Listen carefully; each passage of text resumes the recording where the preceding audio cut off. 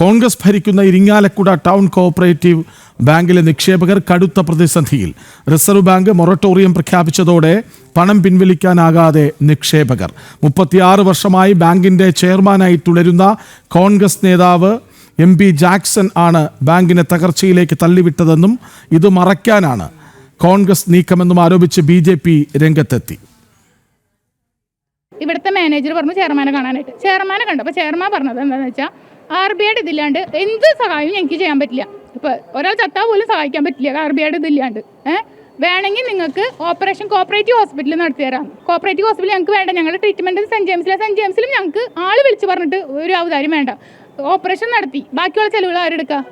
ഈ നിങ്ങൾ ആ ഒരു വരുമാനം കൊണ്ട് ലക്ഷങ്ങൾ ബാങ്ക് എന്താ പറയുക ഒരു 30 വർഷത്തോളം അന്യനാട്ടിൽ നിന്ന് കഷ്ടപ്പെട്ടുണ്ടാക്കിയ പൈസയാണ് ഇവിടെ കൊണ്ടിട്ടാണ്. 1-2 രൂപയല്ല കൊണ്ടിട്ടാണ്. 1-2 വർഷം കഷ്ടപ്പെട്ടതല്ല.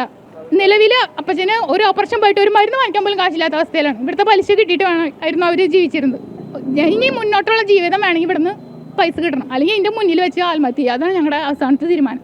19 ശാഖകളിലായിട്ട് 35,000-ഓളം നിക്ഷേപകരുള്ളൊരു കേരളത്തിലെ 5 വലിയ സഹകരണ സ്ഥാപനങ്ങളിലൊന്നാണ് ഇരിങ്ങാലക്കുട ടൗൺ കോഓപ്പറേറ്റീവ് ബാങ്ക്. അപ്പോൾ ഇതിൻ്റെ സാമൂഹിക പ്രത്യാഘാതം എന്ന് പറഞ്ഞാൽ വളരെ വലുതാണ്. അതായത് 35,000-ഓളം കുടുംബങ്ങളെ നേരിട്ട് ബാധിക്കും. ഈ ഒരു സംഭവം കരുവന്നൂർ ബാങ്കിൽ CPM ചെയ്തേക്കാളും വളരെ ആഴവും വ്യാപ്തിയുമുള്ള ഒരു സാമൂഹിക പ്രശ്നമായിട്ട് വളരാൻ പോവുകയാണ് ഇവിടെ. സത്യം പറഞ്ഞാൽ ഇതിനെ മൂടി വയ്ക്കാൻ വേണ്ടിയിട്ടാണ് ഛത്തീസ്ഗഡിലെ കന്യാസ്ത്രീകളുടെ പ്രശ്നം പറഞ്ഞ് കേരളമൊട്ടാകെ ഇവർ സമരം നടത്തിയത്. ഈ ഒരു കാര്യം ലോൺ കൂട്ടി വെച്ചു കൊടുക്കുന്ന ഒരു മാഫിയ തന്നെ ഇരിങ്ങാലക്കുടയിലുണ്ടായിരുന്നു. അതിൻ്റെ എല്ലാം പരിണത ഫലമാണ് ഇന്ന് ഈ നിക്ഷേപകർക്കുണ്ടായിട്ടുള്ള ഈ അവസ്ഥ. എന്തായാലും RBI ഇതിൽ ഇടപെട്ടു, വളരെ നല്ല കാര്യം. പക്ഷേ ഇപ്പോഴും ബാങ്കിൻ്റെ ഭരണ ചുമതല ഈ ബോർഡിനെ തന്നെയാണ് അവരെ ഏൽപ്പിച്ചിട്ടുള്ളത്. സത്യം പറഞ്ഞാൽ ഈ ഒരു കാര്യം കൂടിയും റിസർവ് ബാങ്ക് ഏറ്റെടുത്താലേ ഇതിന് വ്യക്തമായൊരു നല്ലൊരു രീതിയിൽ തകരാണ്ട് ഇത് മുന്നോട്ട് പോകുള്ളൂ. അല്ലെങ്കിൽ ഇത് തകർച്ചയിലേക്ക് പോവും. നിങ്ങൾ കരുവന്നൂർ കണ്ട പോലെ ഒരുപാട് ആത്മഹത്യകളും മരണങ്ങളും നിങ്ങൾക്ക് ഇരിഞ്ഞാലക്കുടയിൽ കാണാൻ കഴിയും. വളരെ വേദനാജനകമായൊരു അവസ്ഥയാണത്. അപ്പോൾ RBI ആ ഒരു കാര്യത്തിലും കൂടിയും ഇടപെടണം. ഈ ബാങ്കിൻ്റെ ഭരണം കൂടി ഇന്ന് വരുന്ന നാളുകളിൽ. വിവരങ്ങളുമായി സുബിൻ തോമസ് ഒപ്പം ചേരുന്നു. സുബിൻ, മറ്റൊരു കരുവന്നൂരോ ഇരിങ്ങാലക്കുടയിലേത്?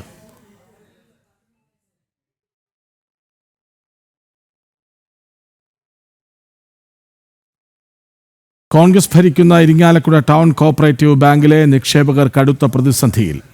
റിസർവ് ബാങ്ക് മൊറട്ടോറിയം പ്രഖ്യാപിച്ചതോടെ പണം പിൻവലിക്കാനാകാതെ നിക്ഷേപകർ അവരുടെ കണ്ണീർ വീണു തുടങ്ങിയിരിക്കുന്നു. 36 വർഷമായി ബാങ്കിൻ്റെ ചെയർമാനായി തുടരുന്ന കോൺഗ്രസ് നേതാവ് MP ജാക്സൺ ആണ് ബാങ്കിനെ തകർച്ചയിലേക്ക് തള്ളിവിട്ടതെന്ന ആക്ഷേപം ശക്തമാണ്. ഇത് മറയ്ക്കാനാണ് കോൺഗ്രസിൻ്റെ നീക്കമെന്നും മറ്റ് വിഷയങ്ങളിൽ ആരോപണം ഉന്നയിച്ച് കോൺഗ്രസ് നീങ്ങുന്നതെന്നും BJP ആരോപിക്കുന്നു. വിവരങ്ങളുമായി സുബിൻ തോമസ് ഒപ്പം ചേരുന്നു. സുബിൻ, മറ്റൊരു കരുവന്നൂരാണോ ഇരിങ്ങാലക്കുടയിലേത്?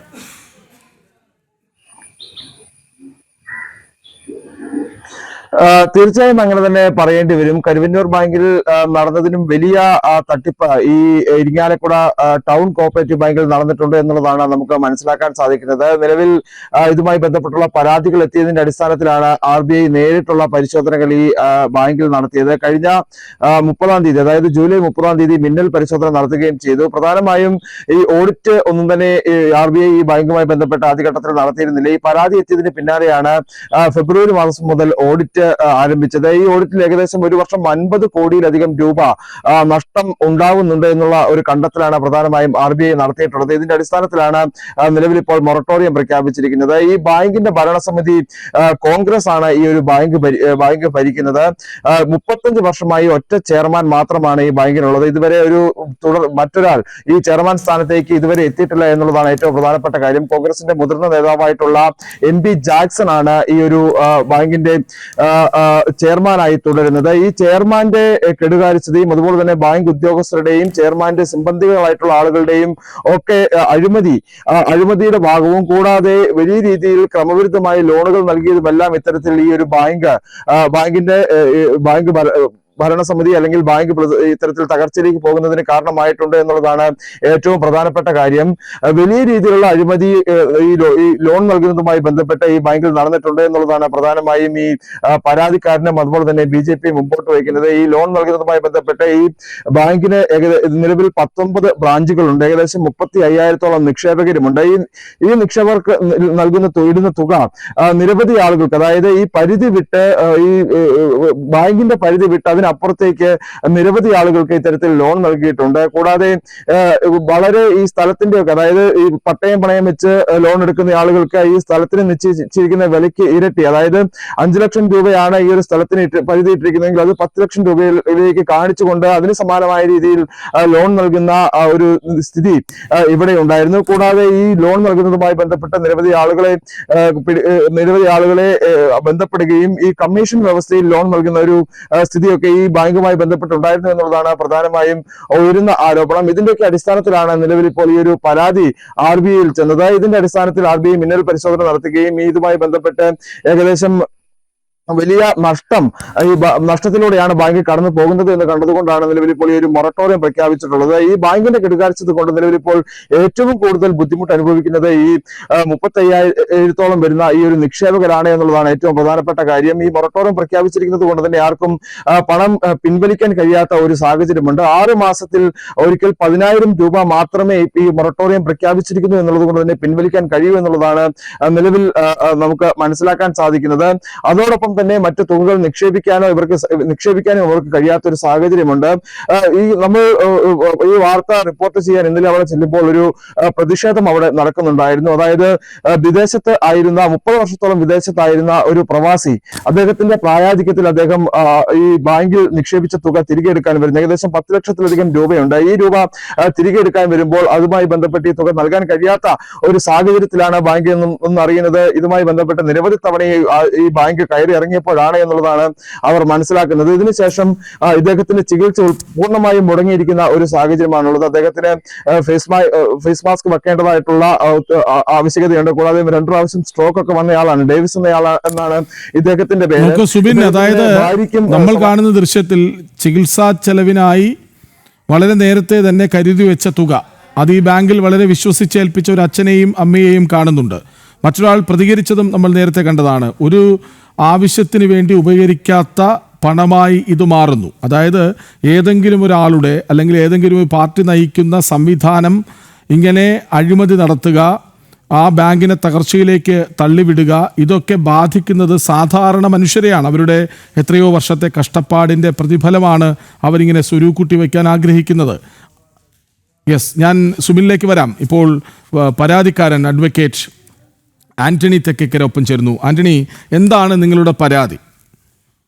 എന്റെ പരാതി ഞാൻ 7/2/2025 റിസർവ് ബാങ്കിന് കൊടുത്തത്. അതിൽ ഒട്ടനവധി കാര്യങ്ങൾ ഞാൻ സൂചിപ്പിച്ചിരുന്നു. അതിൽ ഏറ്റവും അടിസ്ഥാനമായിട്ട് പറഞ്ഞിട്ടുള്ളത് ഈ ബാങ്കിന്റെ പേര് ഒരു ക്രമീകരണത്തിന്റെ ഭാഗമായിട്ട്, ബ്രാൻഡിങ്ങിന്റെ ഭാഗമായിട്ട് അദ്ദേഹം ITC എന്ന്, ഇരിഞ്ഞാലക്കുട ടൗൺ കോഓപ്പറേറ്റീവ് ബാങ്കിനെ ITC എന്ന് മാറ്റി. ITC എന്ന് പറയുന്നത് ഇന്ത്യൻ ടുബാക്കോ കമ്പനിയുടെ രജിസ്റ്റേർഡ് ട്രേഡ് മാർക്കാണ്. അവര് ഈ കാര്യത്തിൽ കൽക്കട്ടയിൽ കേസ് കൊടുത്ത് ആ കേസിൽ ഞാൻ കക്ഷി ചേരുന്ന ഒരു സാഹചര്യം ഉണ്ടായപ്പോൾ ഇവരത് ഒത്തുതീർപ്പാക്കാണ് ചെയ്തത്. 1 കോടി രൂപ ഇന്ത്യൻ ടുബാക്കോ കമ്പനിക്ക് അവരുടെ കേസിന്റെയും മറ്റു ചെലവുകളുടെയും ഭാഗമായി കൊടുത്തതാണ് ആ കേസ് തീർത്തത്. ആ പണം ഈ ബാങ്കിലെ നിക്ഷേപകരുടെയും ഓഹരിക്കാരുടെയുമാണ്. രണ്ടാമത്തെ ഒരു കാര്യം എന്നുള്ളത്, ഈ ബാങ്കിന് 86-ൽ 6 ശാഖകളാണ് ഉണ്ടായിരുന്നെങ്കിൽ ഇദ്ദേഹം ചാർജ് എടുത്തതിന് ശേഷം തലപ്പള്ളി താലൂക്കിന്റെ അധികാര പരിധി പോലും രാഷ്ട്രീയ സ്വാധീനം ഉപയോഗിച്ച് അന്നത്തെ സഹകരണ വകുപ്പ് മന്ത്രിയെ സ്വാധീനിച്ചത് തലപ്പള്ളി താലൂക്കിന്റെ അധികാര പരിധി കൂടി കവർന്നെടുത്ത് അദ്ദേഹം അവിടെ ചേലക്കര മുതൽ ഇങ്ങോട്ട് വടക്കാഞ്ചേരി മുതൽ ഇങ്ങോട്ട് വിവിധമായ സ്ഥലങ്ങളിൽ ഇദ്ദേഹം ബ്രാഞ്ചുകൾ തുടങ്ങി. വാസ്തവത്തിൽ ആ ബ്രാഞ്ചുകൾ തുടങ്ങാനുള്ള അധികാരവും അവകാശവും തൃശ്ശൂർ അർബൻ കോഓപ്പറേറ്റീവ് ബാങ്കിനായിരുന്നു. ഈ ബ്രാഞ്ചുകൾ തുടങ്ങുന്നത് മൂലം അനർഹരായവരെ പുള്ളിയുടെ രാഷ്ട്രീയ ലാഭത്തിന് വേണ്ടി. അപ്പോൾ ഈ ബ്രാഞ്ചുകളെല്ലാം തട്ടിപ്പായിരുന്നു, അതായത് ചട്ടങ്ങൾ ലംഘിച്ചായിരുന്നു. ചട്ടങ്ങൾ ലംഘിച്ച്, അതായത് ഈ തലപ്പള്ളി താലൂക്കിന്റെ അധികാര പരിധിക്ക് അകത്ത് ബ്രാഞ്ച് തുടങ്ങാൻ തൃശൂർ അർബൻ കോപ്പറേറ്റീവ് ബാങ്കിനാണ് യഥാർത്ഥത്തിൽ അവകാശം. ആ അവകാശത്തെ കവർന്നെടുത്ത് അതിനുവേണ്ടി പിന്നെ അതിന്റെ അധികാരപ്പെട്ട സ്ഥാനങ്ങളിലുള്ള പ്രസിഡന്റിനെയും മറ്റും സ്വാധീനിച്ച് അവര് ആ അവകാശം അവര് വെയ്വ് ചെയ്തപ്പോ പുള്ളി അതും കൂടി എടുത്തു. അപ്പൊ ഇതില് നിയമനം നടത്തി തന്റെ പിൻഗാമിയെ പിന്നെ ജാതിക്ക് വേണ്ടി ആളെ കൂട്ടുന്ന ഒരു പ്രക്രിയയാണ് പുള്ളി നടത്തിയത്. അതുകൊണ്ട് തന്നെ അയോഗ്യരായിട്ടുള്ള അനവധി പേരാണ് ഇതിൽ കടന്നുകൂടിയിട്ടുള്ളത്. അദ്ദേഹത്തിന്റെ കുടുംബത്തിൽ നിന്ന് 30% ആൾക്കാരെ അദ്ദേഹം ജോലിക്ക് എടുത്തിട്ടുണ്ട്. ഒരു 60% രാഷ്ട്രീയ ലാഭത്തിന് വേണ്ടി വിവിധ ഇടതുപക്ഷത്തിന്റെ ഉണ്ട്, പിന്നെ കോൺഗ്രസിന്റെ ഉണ്ട്. അപ്പോ ഇടതുപക്ഷത്തിന് കൊടുക്കുന്നതിന്റെ കാര്യം എന്താണെന്ന് വെച്ച് കഴിഞ്ഞാൽ അവരുടെ വായു മൂടിക്കെട്ടണം. മുൻ MLA ലോനപ്പൻ തമ്മാടിന്റെ മകന് അവിടെ ജോലി കൊടുത്തിരുന്നു. PSC മെമ്പർ ആയിട്ടിരുന്ന പിന്നെ ഒരു വ്യക്തി. അപ്പോൾ ഇങ്ങനെയൊക്കെ ചെയ്യണമെങ്കിൽ ഇത് വളരെ ആസൂത്രിതമായ ഒരു തട്ടിപ്പിന് മുൻപുള്ള പ്ലാനിംഗ് ആണല്ലോ. തീർച്ചയായിട്ടും ഇതില് ഇദ്ദേഹം ബോംബെ ഷെയർ മാർക്കറ്റില് രാവിലെ പണം കൊടുത്ത് വൈകുന്നേരം ട്രേഡ് നടത്തി പൈസ മേടിക്കുന്ന ഒരു സംഭവം ഉണ്ടായിട്ടുണ്ട്. അത് അന്നത്തെ പിന്നെ MD ആയിരുന്ന ദിലീപ് എന്ന് പറഞ്ഞ ആൾ അദ്ദേഹം കൂട്ടുനിന്നിട്ടുണ്ട്. ഈ ദിലീപ് പിന്നെ 2020 കൊല്ലത്തിൽ റിട്ടയർ ചെയ്തിട്ട് അദ്ദേഹത്തിന് പുതിയൊരു തസ്തിക ഉണ്ടാക്കി കൊടുത്ത് അവിടെ കുടിയിരുത്തിയേക്കായിരുന്നു. കാരണം ഈ തട്ടിപ്പുകളെല്ലാം പുറത്തു വരും. അങ്ങനെ ഒരു സുപ്രഭാതത്തിലാണ് റിസർവ് ബാങ്ക് മനസ്സിലാക്കുകയും ഡിസംബറിൽ വന്ന് ഓൺ ദ സ്പോട്ട് അദ്ദേഹത്തെ ടെർമിനേറ്റ് ചെയ്തിട്ടാണ് പുതിയ MD-മാരുടെ പാനൽ ചോദിക്കുകയും ഇപ്പോൾ ഭരണത്തിലിരിക്കുന്ന MD-യെ അവര് നിയമിക്കുകയും ചെയ്തിട്ടുള്ളത്. അപ്പൊ ഇതില് അടിമുടി അഴിമതി എന്ന് പറയാൻ കാരണം എന്ന് വെച്ച് കഴിഞ്ഞാൽ ലോൺ കൊടുക്കുമ്പോൾ ഇതിന് പുള്ളിക്ക് ചില ബ്രോക്കർമാരായിട്ടുള്ള ജീവനക്കാരുണ്ട് കോൺഗ്രസില്. അവര് പിന്നെ 10,000 രൂപ വില മതിക്കുന്ന ഒരു ഭൂമിയാണെങ്കിൽ അവര് ആവശ്യക്കാരന് ഒരു 1,00,000 രൂപ കൊടുക്കും. അതിൽ നിന്ന് കമ്മീഷൻ പറ്റും. പിന്നെ അത് കഴിഞ്ഞ് കഴിഞ്ഞാൽ ഇവൻ കമ്മീഷൻ പറ്റി അല്ലെങ്കിൽ ലോൺ എടുത്തവൻ പണം കൊടുത്തു എന്നുള്ള കാരണം കൊണ്ട് അവർ ലോൺ അടയ്ക്കത്തില്ല. അഡ്വക്കേറ്റ് ആന്റണി തെക്കേക്കര, പുള്ളി കുറെ ബ്രാഞ്ചുകൾ തുടങ്ങിയെന്ന് അങ്ങ് പറഞ്ഞു. ബ്രാഞ്ചുകൾ മാത്രമേ തുടങ്ങിയിട്ടുള്ളൂ? അതായത് ഈ തട്ടിപ്പ് പണം മറ്റെന്തെങ്കിലും കാര്യങ്ങൾക്കായി വിനിയോഗിച്ചതായി അറിയുമോ? അറിയും. അദ്ദേഹം ഇവിടെ ഇരിഞ്ഞാലക്കുട കോപ്പറേറ്റീവ് ഹോസ്പിറ്റൽ എന്ന് പറഞ്ഞൊരു സ്ഥാപനം തുടങ്ങി. ആ സ്ഥാപനത്തിന്റെ ആശുപത്രിയുടെ ആധാരം പുള്ളി ഇവിടെ കൊണ്ടുപോയി പണയം വെച്ചു ടൗൺ കോപ്പറേറ്റീവ് ബാങ്കില്. ആ ആശുപത്രിയുടെ ചെയർമാനും പുള്ളി തന്നെയാണ്. ആ ആശുപത്രിയുടെ പണയം വെച്ച ആധാരം ഈ ബാങ്കിന്റെ അറിവോ അനുമതിയോ ഇല്ലാതെ പുള്ളി നേരെ കൊണ്ടുപോയി ഹഡ്കോ പൈസക്കായിട്ട് പണയം വെച്ചു. അപ്പൊ ഹഡ്കോ വന്നു കഴിഞ്ഞ് ഈ ആശുപത്രി ജപ്തി ചെയ്ത് കിട്ടും. അപ്പൊ പൂർണ്ണമായും ആശുപത്രി നഷ്ടത്തിലാണ്, ജപ്തിയിലാണ്. ഇവിടുന്ന് എടുത്ത ലോണും ഇതുവരെ അടച്ചു തീർത്തിട്ടില്ല. മറിച്ച് പുള്ളി എന്ത് ചെയ്തു, ഈ ആശുപത്രിയുടെ അകത്ത് ഈ പുള്ളി തന്നെ മറ്റൊരു സ്ഥാപനം തുടങ്ങുന്നു. അതിന്റെ ആ സ്ഥാപനത്തിന്റെയും മറ്റും പ്രമാണം അടക്കം കൊണ്ട് ഈ ബാങ്കിൽ തന്നെ പണയം വെക്കുന്നു. എന്നിട്ട് അവിടെ നിന്ന് വായ്പ എടുക്കുന്നു. പുള്ളി ഒരു സംഭവമാണ്. പുള്ളി മാത്രമല്ല, പുള്ളി എന്നിട്ട് പുള്ളിയുടെ സഹോദരന്മാരും കുടുംബക്കാരും മാത്രമായിട്ട് പുള്ളി ഒരു ലിമിറ്റഡ് കമ്പനി ഉണ്ടാക്കി ഒരു സ്കാനിങ് സെന്റർ അവിടെ തുടങ്ങിയിട്ട് ഇപ്പൊ അത് ലാഭത്തിൽ പ്രവർത്തിച്ചു വരികയാണ്.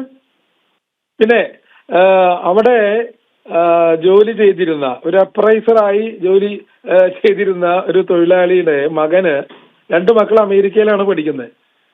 ആ അമേരിക്കയിൽ വിസ കിട്ടാൻ വേണ്ടി ബാങ്ക് സ്റ്റേറ്റ്മെന്റ് കൊടുത്തത് 25 കോടി രൂപയാണ്. പിന്നെ ഈ കള്ളപ്പണങ്ങളെല്ലാം പുള്ളിക്ക് കിട്ടുന്നത് പുള്ളി ഈ ബാങ്കിലാണ് നിക്ഷേപിച്ചിരുന്നത്. KYC നിർബന്ധമാക്കിയപ്പോൾ എല്ലാത്തിന്റെയും KYC ഈ ജാക്സൺ ഇപ്പോൾ എവിടെയാണ്?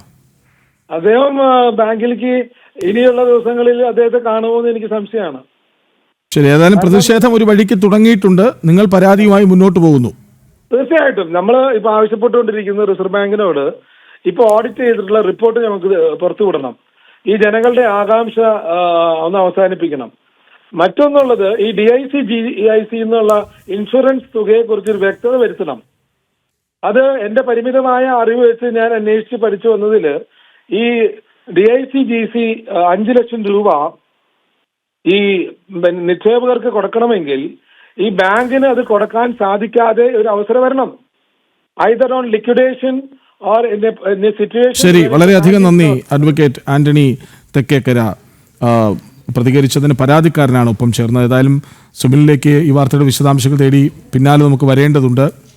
ഏതായാലും കോൺഗ്രസ് ഭരിക്കുന്ന ഇരിങ്ങാലക്കുട ടൗൺ കോഓപ്പറേറ്റീവ് ബാങ്കിലെ നിക്ഷേപകർ വലിയ പ്രതിസന്ധിയിലാണ്. റിസർവ് ബാങ്ക് മൊറട്ടോറിയം പ്രഖ്യാപിച്ചതോടെ പണം പിൻവലിക്കാനാകാത്ത അവസ്ഥയിലാണ് അവർ. ചികിത്സയ്ക്കടക്കം കരുതി വച്ചിരുന്ന പണമാണ് ഇവിടെ നിക്ഷേപിച്ചത്. പക്ഷേ അത് തിരികെ കിട്ടുന്നില്ല. 36 വർഷമായി ബാങ്കിന്റെ ചെയർമാനായി തുടരുന്ന കോൺഗ്രസ് നേതാവ് MP ജാക്സൺ ആണ് ബാങ്കിനെ തകർച്ചയിലേക്ക് തള്ളിവിട്ടത് എന്ന ആക്ഷേപം ശക്തമാണ്. BJP ശക്തമായ രംഗത്തുണ്ട്. ഒപ്പം പരാതിക്കാരനും കൃത്യമായ വഴിയിലൂടെ മുന്നോട്ട് പോകുന്നു. വിവരങ്ങൾ നൽകുകയായിരുന്നു സുബിൻ തോമസ്.